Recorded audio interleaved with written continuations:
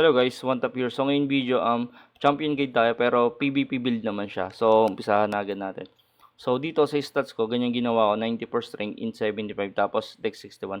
So naglagay ako ng int kahit wala namang siyang silbi sa atin para lang mapabilis yung casting ng finger offensive natin o yung FO natin. So pakita ko sa inyo. Pagka wala kasi siyang int, magiging 0.3 siya. Pero pag may int yan, magiging 0.2 lang siya. Ayun, 0.2 lang siya. 0.2. So, mas okay ito para sa akin. Mas mabilis siya bumitaw. Tapos, onti lang naman yung diferensya ng damage niya. Tapos, sa skill ko, ang passive ko, ito lang. Lahat ng buffs, kinuha ko. Tapos, yung F ko lang sa dulo.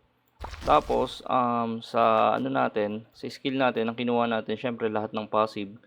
Tapos, level 5 lang heal. Tapos, Angelus, Kyrie. Tapos, lahat ng buffs, mataas na.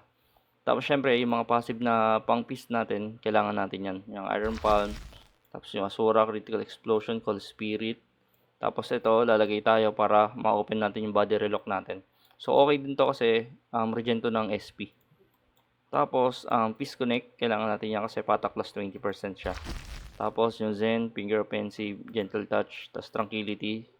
Yung Tranquility, ano siya, restore siya ng 80% ng HP tsaka SP mo. So may nagtanong kasi nito sa akin para kung para saan ba to, kung bakit mataas yung ganyan ko. Tapos, sa item natin, flash, pang FO natin yan. Tapos, tear down. So, tears tayo dito para sa patak, strength, yan. Dahil strength build tayo. Tapos, syempre, sa axe, Niles. Tapos, may card lang to na Mantis, yung isa, Greatest General. Card natin dito, pang PvP natin, wala pa tayong Hydra card. So, Illusion Hydra lang yung nilagay natin. Tapos, Skeleton Worker. Tapos, Illusion Preoni card. Tapos, sa mga sa headgear natin, card natin, Cramp card, tsaka Orkiro card. So, bakit tayo may ganito na, Illusion Orkiro para sa mga stun ng mga assassin yung Sonic Blow. Tapos, syempre yung enchant natin, puro millibun lang tayo. So, meron akong millibun dito na 4, pero hindi ko ginagamit kasi pangit yung kasama niya na yung mga substat niya. So, millibun tayo dito, Dex, pwede yan sa atin kasi nga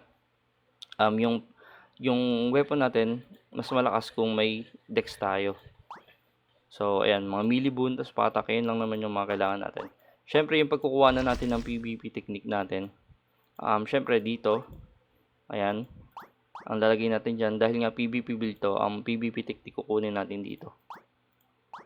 PvP technique. Tapos ito, yung card ko dito, may card pala ako dito, Goblin Leader Puppet. So, medium siya. Damage to medium, 8%.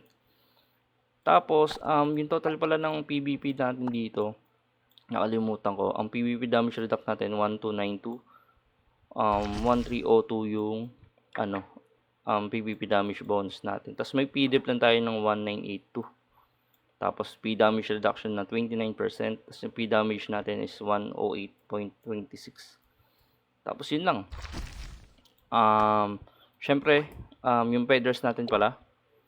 Syempre, ito. Lahat ng, yung mga attack natin, attack feathers natin, nilagyan ko lang lahat ng red dahil nga naghahabol tayo sa ignore PDEP natin. Tapos, yung PvP. Tapos, lahat ng depth natin, nilagyan ko lahat ng light and dark.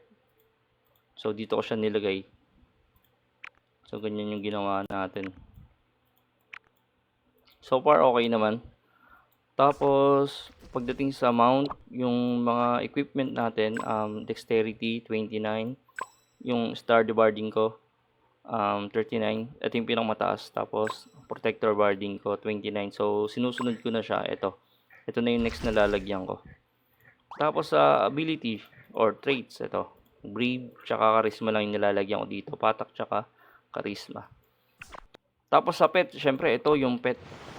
Yung pet natin, tinanggal ko na to. Pang-assassin lang to or hunter. So, mga attack speed, itong kailangan nyo. Pero sa atin, ang ginawa ko, nilagay ako nito ng King Piggy tsaka Child of Bird. So, ano ba yung use nyan? Parang tumatangke sila ng damage mo. Itong dalawa, same lang to. So, ito nakadepende siya sa int, pero ito nakadepende to sa bit. Ayan. Tapos, syempre, i-tier up din natin yan para sa mga promotion natin, character stat increase natin yan. So, ayun. So, yun lang yung PVP build natin dito sa champion natin. So, may mga clips ako na ano, na PVP ko. Pero hindi naman 'to masyadong ano, parang isang buong PVP lang 'to papakita ko sa inyo. So, makikita nyo rin diyan yung damage ko. So, hindi na rin kasi ako gaano gumagawa ng mga clips ng dito sa PVP kasi 'pag nagla-live ako, nag-aano naman ako, nagpi-PVP rin naman ako sa live kaya yung mga nakakapanood sa live, ayun nakikita nila. So, yun lang guys. Thank you so much at huwag kalimutan mag-follow at like dito sa One Tap. Thank you.